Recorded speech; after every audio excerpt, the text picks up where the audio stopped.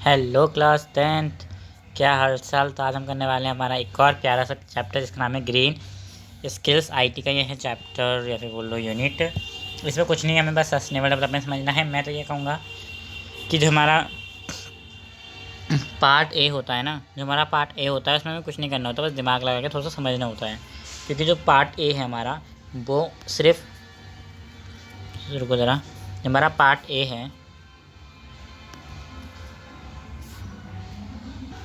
पीछे का शोर आ रहा है, होली का दिन है ना। होली की एक रात पहले वीडियो बना रहा हूँ मैं, जिस वजह से आपको शोर आ रहा होगा, उसको इग्नोर करना, ठीक है। इग्नोर, मैं अपनी बात तेज कर लेता हूँ थोड़ी सी, ठीक है। इम्प्लीमेंटरी स्किल्स जो होता है पार्ट 1 में, वो सिर्फ अंडरस्टैंडिंग के ऊपर है। बाकी अगर आप समझ जाते हो तो आपके लिए बहुत ईजी हो जाता है। ये सिर्फ अंडरस्टैंडिंग के ऊपर है, इससे कोई ऐसा वैसा क्वेश्चन आता नहीं है। जो आता है वो मैं आपको पढ़ा देता हूँ, बस आपको थोड़ा समझना होता है। बाकी आप इसे अपने ओरली भी लिख सकते हो कि अभी हम इन्वायरमेंट को कैसे बचाएं। जो भी आपकी सेल्फ मैनेजमेंट स्किल्स होती हैं, आईसीटी स्किल्स होती हैं, एंटरप्रेन्योर स्किल्स होती हैं।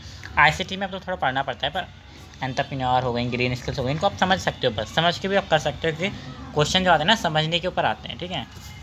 पार्ट वी को तो आपको पता है, याद करना ही पड़ेगा कि भाई कैसे होता है डिजिटल डॉक्यूमेंटेशन वगैरह, इसे तो याद करना पड़ेगा, ठीक है। इसकी भी मैं वीडियो जल्दी ले आऊँगा अगर आप कहोगे तो। चलिए स्टार्ट करते हैं। चैप्टर की शुरुआत ही होती है हमारी सस्टेनेबिलिटी से।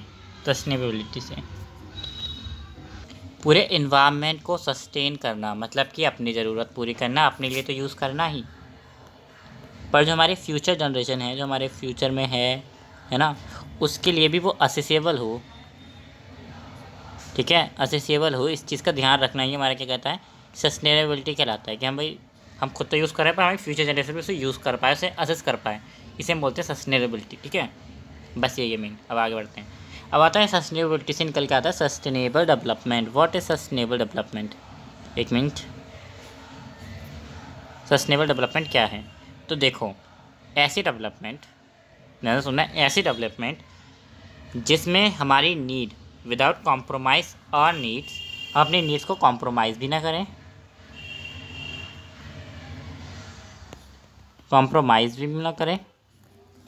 और फ्यूचर जनरेशन के लिए भी उनकी नीड्स कॉम्प्रोमाइज़ ना हो। हम खुद भी यूज़ करें और फ्यूचर जनरेशन भी यूज़ करें। इस तरीके से अगर हम रिसोर्स को कंजर्व करते हैं और उसे चलाते हैं तो इसे हम बोलते हैं सस्टेनेबल डेवलपमेंट। सस्टेनेबल डेवलपमेंट का मतलब ये नहीं कि कंजर्व ही करते रहो, नहीं, बचाते रहो, नहीं, अपने लिए भी यूज़ करो पर फ्यूचर जनरेशन के लिए भी छोड़ो। ये नहीं सब अपने लिए यूज़ कर लो, ठीक है।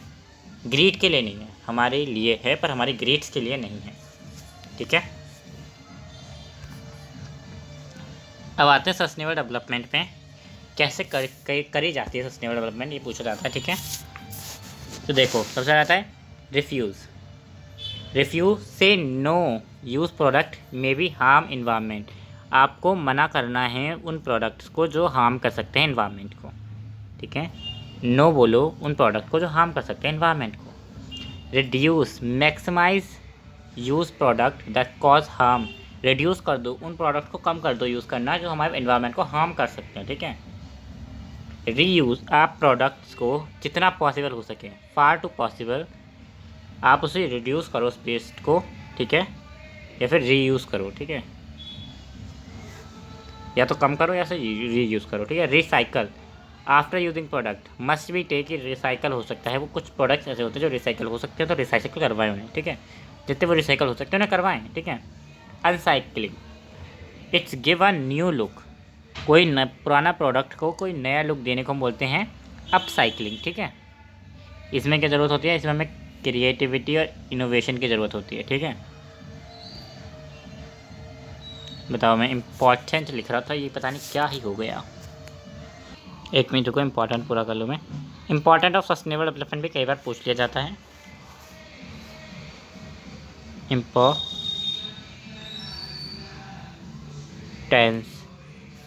इम्पॉर्टेंस यही नहीं आता है ना, इम्पॉर्टेंस में मैंने गलती से लिख दिया गाइस। ऑन दैट टाइम, देखो भाई गाने बहुत चल रहे हैं तो इग्नोर मारना, ठीक है ना। जैसे तुम्हें क्रश तुम्हें मारती है, ठीक है। सस्टेनेबल डेवलपमेंट हमारे लिए बहुत इंपॉर्टेंट है। क्यों है? सबसे पहले तो हमारे रिसोर्स की जो डिप्लीशन होती है उससे बचाती है हमें। हम अपने रिसोर्स को प्राइमरी इंपॉर्टेंट दे पाते हैं, एक्सप्लॉट होने से बचा पाते हैं। ठीक है। Uneven distribution of available resource across different economic front giving rising crime and creating social imbalance to ensure proper balance of sustainable is important.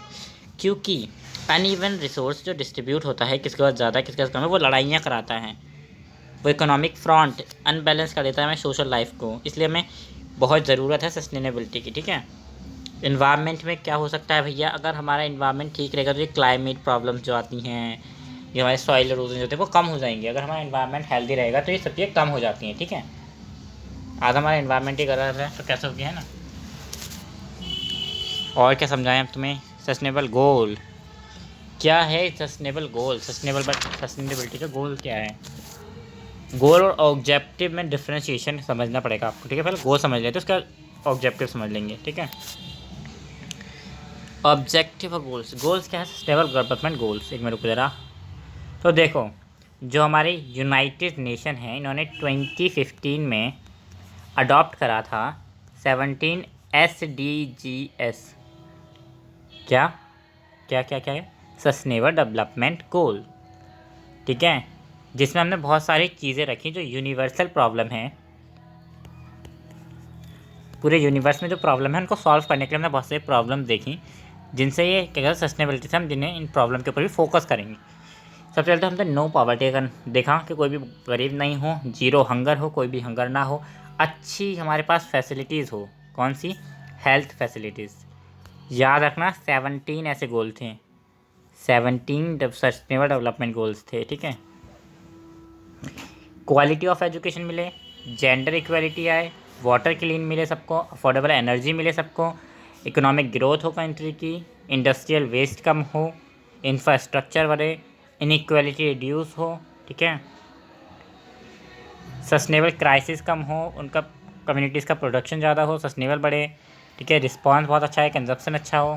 ठीक है। क्लाइमेट एक्शन कम हो, क्लाइमेट से जो बहुत सारी चीज़ें ख़त्म हो रही है। ठीक है। वाटर अच्छा हो, लैंड अच्छा हो, हमारे कहते हैं स्ट्रॉन्ग इंस्टीट्यूशन हो, पार्टनरशिप ऑफ द गोल भी इम्पॉर्टेंट है। ये 17 है। ये तुम में से कोई भी एक्सप्लेन करने को तो पूछा गया नहीं, एक बार ऐसे नज़र मार लेना इन पे, इनसे एक आधा क्वेश्चन आ सकता है, वरना नहीं आएगा ऐसे मेरे हिसाब से। तो कम चांसेस है पर आ सकता है, ऐसा नहीं है कि नहीं भी आ सकता है। ऐसा MCQ में क्वेश्चन आ सकता है, which of the following is not the sustainable development goal, इनमें से कौन सा सस्टेनेबल डेवलपमेंट गोल नहीं है, ऐसा आ सकता है क्वेश्चन। ठीक है। अब आ जाओ डेवलपमेंट ऑब्जेक्टिव के ऊपर। डेवलपमेंट, वो सस्टेनेबल डेवलपमेंट के क्या क्या ऑब्जेक्टिव है।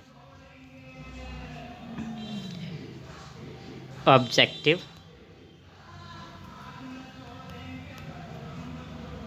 Of sustainable development. ठीक है। तो अब हमने क्या समझा, ऑब्जेक्टिव समझते हैं कि हमारा ऑब्जेक्टिव क्या कहता है। हमने सस्टेनेबल डेवलपमेंट इसलिए अडॉप्ट करी कि यहाँ पे सस्टेनेबल अडॉप्ट इसलिए करी हमने ताकि हमारा इकोनॉमिक ग्रोथ हो सके, हमारी जो इकोनॉमिक है वो बढ़ सके। हमने रिसर्च करी तो हमें पता चला कि अगर हम सस्टेनेबल डेवलपमेंट करते हैं तो हमारी इकोनॉमिक ग्रोथ बढ़ेगी। ठीक है। तो हमने किस लिए अडॉप्ट करा, ताकि हमारी इकोनॉमिक ग्रोथ बढ़े। ठीक है। और दूसरी चीज़, हमारे लिए इन्वायरमेंट कितना ज़रूरी है ये भी हमें पता है, तो हमने इन्वायरमेंट की प्रोटेक्शन के लिए करा।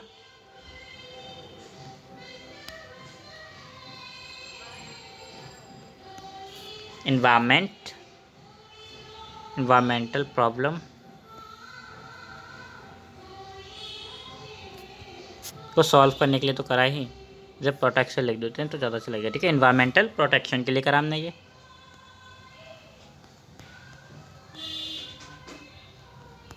प्रोटेक्शन और हमने करा ताकि हमारा कल्चर डाइवर्स हो, कल्चर डाइवर्सन के लिए हमने करा, है ना। कल्चर डाइवर्सिटी के लिए हमने ये सब करा ताकि हमारी कल्चर की डाइवर्सिटी हो।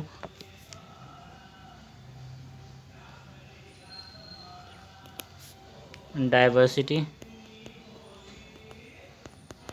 ये थे हमारे ऑब्जेक्टिव। ठीक है। ठीक है, समझ में आया ऑब्जेक्टिव गोल्स। अब समझ लेते हैं कि हमें भैया हाउ टू कन्वर्स बोल देता हूँ। ठीक है। Conserve the sustainable development, reducing excess use of resource, इतना रिसोर्स का यूज़ मत करो फालतू में जो कि ख़त्म ही हो जाए। रिसाइकलिंग और रिड्यूस करो वेस्ट मटेरियल को, ठीक है। साइंटिफिकली मैनेजमेंट करो रिन्यूएबल रिसोर्स को, बायो रिसोर्स को यूज़ करो, स्पेशली बायो रिसोर्स में, ठीक है। प्लांटिंग मोर करो, ट्रीज़ का और उगाओ, ठीक है। और यूज़ एनवायरमेंटल फ्री प्रोडक्ट्स का यूज़ करो जो हमारे एनवायरनमेंट को हार्म ना करे। यूज़ सम टेक्निक्स जो हमारे एनवायरनमेंट को इको फ्रेंडली रखें, ठीक है। यहीं पर हमारा चैप्टर ये तो ख़त्म हो गया, पर ऐसी बहुत सारी चीज़ें हैं जो इसमें नहीं बताई गई हैं, ठीक है। ऐसी बहुत सारी चीज़ें जो आपकी ज्योग्राफी से पूछ ली जाती हैं कि एजेंडा 21 क्या था, है ना, ये सब चीज़ें। वो 2-3 चीज़ें भी अगर मैं आपको बता सकूँ तो बहुत ही अच्छा होगा। चलो बताने की कोशिश करते हुए हम यहाँ पर आ चुके हैं गाइस। तो देखो, एक थी हमारी UNCHE, ये क्या है गाइस, व्हाट इज़ दिस। तो ये है हमारी UN, यूनाइटेड नेशन। आप सबको पता होगा UN का मतलब, तो अभी तक तो पता चले गया होगा UN का मतलब। लिख दूँ, UN Conference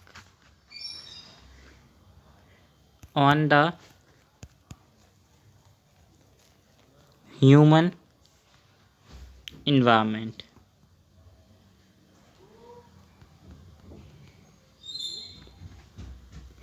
इसका मतलब ये है, ये क्या थी, ये ना एक तरह से कम्युनिटी थी, है ना, सस्टेनेबल डेवलपमेंट के लिए, valuation of sustainable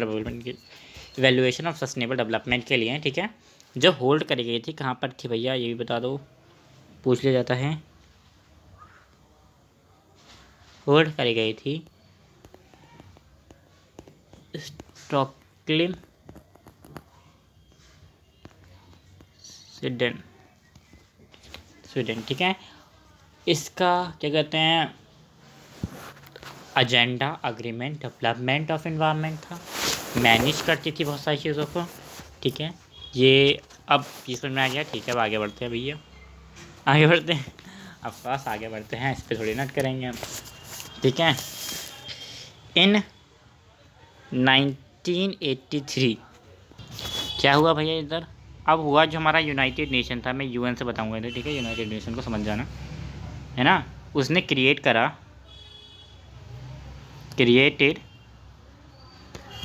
the world commission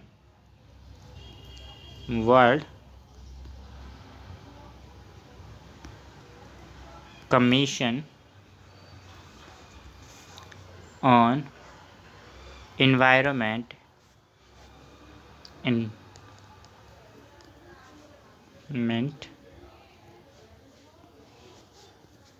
environment को क्या करने का, डेवलपमेंट करने का, इन्वायरमेंट को डेवलप करने के लिए, डेवलपमेंट, ठीक है। इतना समझ में आ गया, ठीक है। इसको हम ऑल्सो बोलते हैं, इसी चीज़ को वी कैन नाउ लिखता हूँ ना, also we can now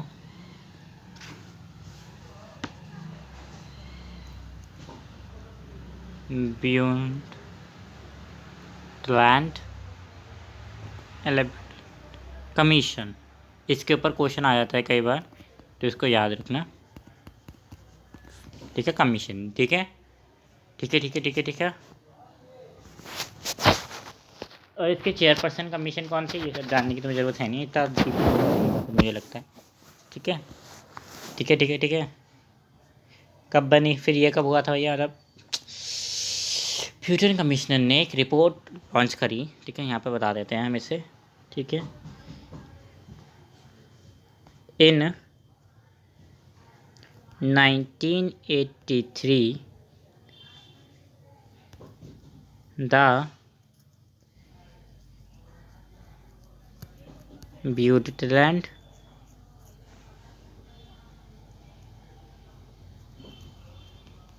commission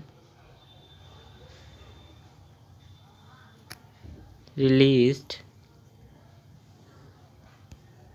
the report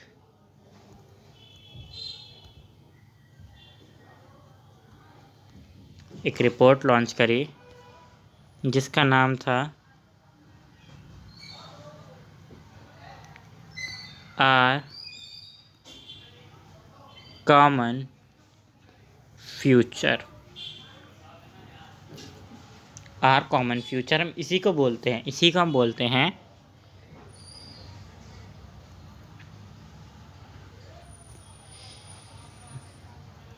DRUND land report. ये भी इम्पोर्टेंट है। ठीक है ठीक है ठीक है ठीक है ठीक है ठीक है ठीक है भैया, इतना समझ में आ गया। बस मेनली यही कॉन्सेप्ट समझाना था मुझे तुम्हें। ठीक है, जब मेनली यही कॉन्सेप्ट मुझे तुम्हें समझाना था, समझ में आ गया। ग्रीन स्किल्स का कॉन्सेप्ट, हाँ मेनली यही है। बाकी एक दो बाहर से क्वेश्चन आ जाते हैं कभी कभार। कैसे क्वेश्चन आते हैं वो तुम अपने दिमाग लगा के कर सकते हो कि राहुल ने ये करा, फलाना करा, ढिमकाना करा, क्वेश्चन आ जाते हैं। ठीक है, कम्युनिकेशन स्किल्स का क्वेश्चन उठाकर उसके साथ ग्रीन स्किल्स मिला देंगे, ये कोई नई बात नहीं है। ठीक है, तो तुम एकदम प्रॉपर, मैं कहूँगा कि बस वीडियो के ऊपर ना रहो। मैं तुमसे कहूँगा कि भाई क्वेश्चन लगाओ इनके, क्योंकि ये वीडियो से कुछ नहीं होगा। या आईटी है, आईटी में क्वेश्चन इज द इम्पॉर्टेंट, क्योंकि क्वेश्चन अलग अलग तरीके से आते हैं। तुम पढ़ के जा रहे हो मेल मर्ज, वहाँ पूछेंगे मेल मर्ज बनाते कैसे हैं, ये पूछ लिया तो वैसे क्वेश्चन देखो कैसे आते हैं, उसके बाद उस टॉपिक को अच्छे से पढ़ो। ठीक है, मैं कहूँगा PYQ भी कर लो, चाहिए PYQ में 1-2 सेटअप मेरे पास हैं, मैं उन्हें अपने टेलीग्राम पर डाल दूँगा। आप ये PDF भी मेरी टेलीग्राम से ले सकते हैं। टेलीग्राम हैंडल मेरा स्टडी फन, ये है मेरा स्टैंडर्ड बेबू फन। ठीक है, यहाँ पर आपको सारे रिसोर्स मिल जाएंगे फ्री ऑफ कॉस्ट। ठीक है, फ्री ऑफ कॉस्ट मिलेंगे, सारे नोट्स आपको मिल जाएंगे। ठीक है, तो please visit it. Thank you for watching, till then take care, bye bye.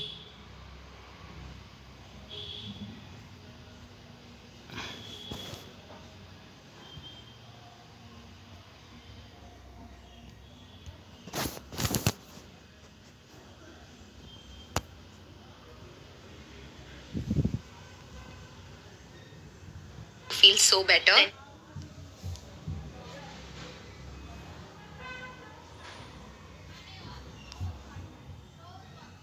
तो भाई ओवरऑल मैथमेटिक्स का पेपर हो गया है और किसके प्लेटफॉर्म से आए हैं सबसे ज्यादा क्वेश्चंस, क्योंकि भाई अब ओवरऑल आपके क्लास 10 के मैथमेटिक्स के पेपर का एंड हो चुका है और इसके साथ ही साथ क्लास 10 के मेजर पेपर्स का भी एंड हो चुका है। क्योंकि भाई अब जो होता है कुछ इंपॉर्टेंट्स आपके वैसे कंप्यूटर वगैरह के पेपर बचे हैं, तो जिनके पास कंप्यूटर है वो तो अपनी उसकी तैयारी वगैरह करेंगे।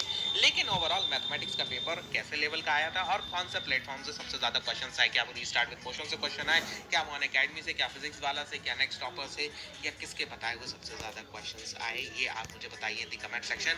एंड आपका पेपर कैसा गया है और कितने टाइम में कवर कर लिया था, ये भी मेरे को बताइए the comment section. Thank you. तो भाई ओवरऑल मैथमेटिक्स का पेपर,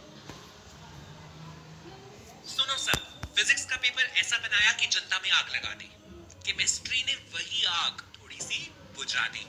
अब मैथ्स का पेपर ऐसा बनाओ कि आग ना लगे, बस चिंगारियां उठी, चिंगारियों से मेरा मतलब है कि पेपर को टफ नहीं बनाना, पेपर को लेंदी बनाना है।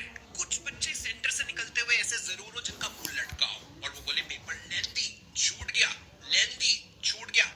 थोड़ा लेंदी करना चाह रहे हो ना, तो केस स्टडी थोड़ी बहुत ट्रिकी डाल दो। जैसे आप डाल दो प्रोबेबिलिटी में से कुछ केस स्टडी का, मैंने आपको उस दिन बना के दी थी, मैं तो